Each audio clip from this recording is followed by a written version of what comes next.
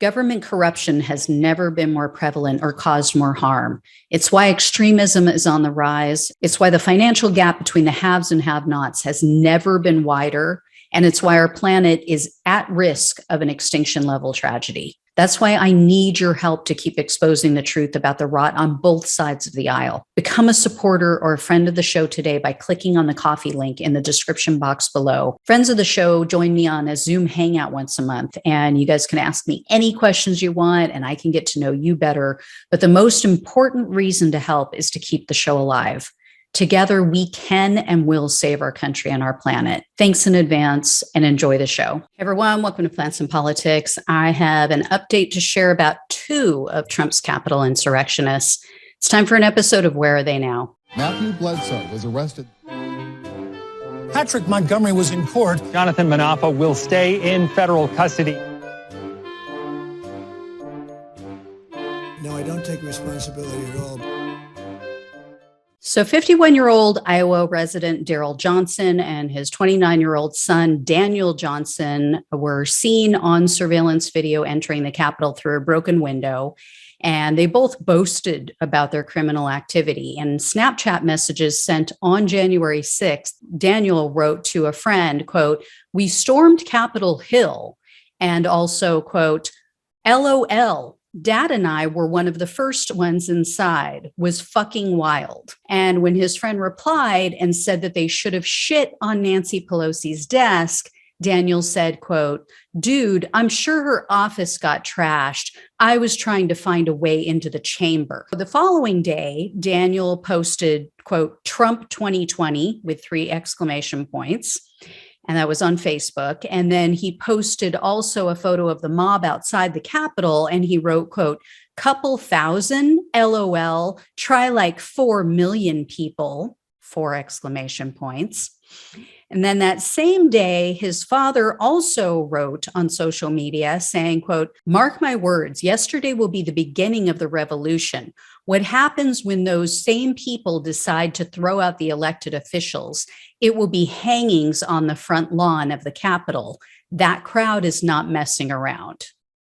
And in a Facebook comment, Daryl also replied to someone and said, quote, "You need to look more deeply into what actually happened. What the media is saying is completely false.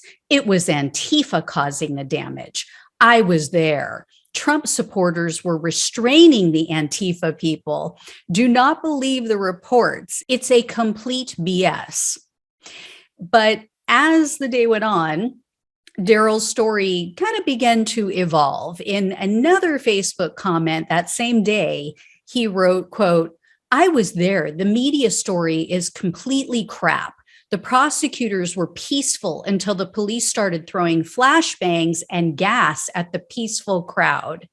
So was everyone peaceful or not? Maybe he's trying to cover for Antifa. Maybe he's saying that but for the cops shooting everyone with tear gas, Antifa would have remained peaceful. How nice of him, maybe, to protect Antifa from criticism. Anyway, on January 13th, Daryl sent a private Facebook message to one of his contacts, and he said, quote, "It's going to get very ugly and probably result in some version of a civil war." And then in mid-February, Daryl posted again on Facebook, and it seems like he may have become emboldened due to the delay in his arrest, because he stated, quote, "Bring it on, Biden. I have no problem dying in a pool of empty shell casing."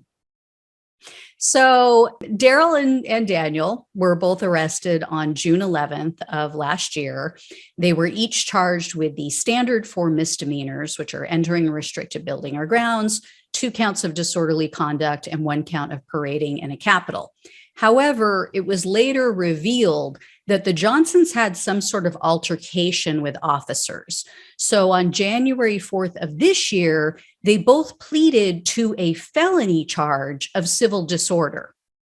And they were each facing up to 5 years in prison and up to $250,000 in fines. However, as I always mention, federal sentencing guidelines are much lower. In this case, for civil disorder, it ranges from 0 to 6 months. and between $2,000 to $20,000 in fines.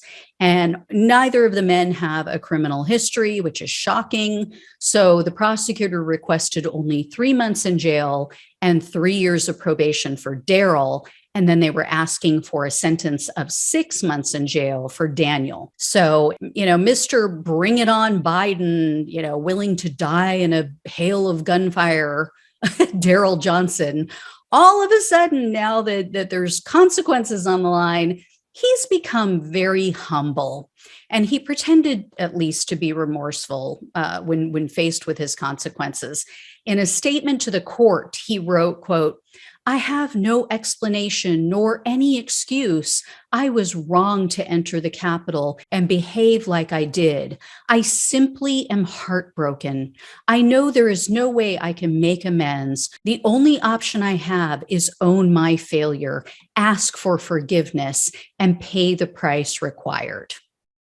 And at the sentencing hearing, the Johnson's defense attorney asked for leniency because he said that Daryl had already suffered quite a bit. He told the judge that, he's a self-employed man. He owns quite a few businesses. So that whole, this was all financial hardship and this is why they supported Trump. No, this guy must be pretty well off from the amount of businesses he owns. So his attorney told the judge that in regard to his felony conviction, quote, "Not only is it a blot on his reputation, but it will deprive him of the right to vote and the right to possess firearms." Womp, womp, and thoughts and prayers. This is the guy who was talking about hangings on the Capitol lawn and how he was willing to die for Trump's big lie, hail of gunfire, whatever, shell casings, whatever it was he said. Now he's whining about not being able to vote or being able to own a gun. This would be laughable if it wasn't so sad. But anyway, I didn't have much hope with these cases because the judge is Dabney Friedrich. You guys know she's a Trump appointee. She's been especially weak in these sentences and painfully gullible. However, in court, she noted that compared to other January 6 cases, these cases were, quote, more egregious.